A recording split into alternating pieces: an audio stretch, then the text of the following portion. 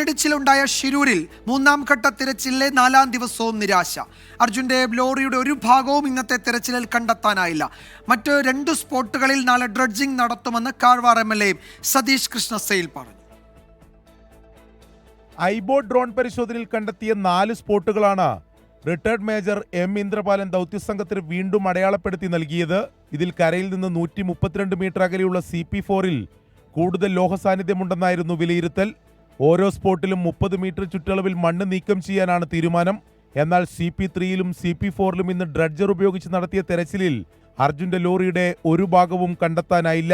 പുഴയിൽ പതിച്ച ടാങ്കർ ലോറിയുടെ മഡ്ഗാർഡ് മാത്രമാണ് ഇന്ന് കണ്ടെത്തിയത്. Recovered one plate, and that plate belongs to what, as per their assumption, that plate belongs to Arjun's vehicle because of that color is red. Okay.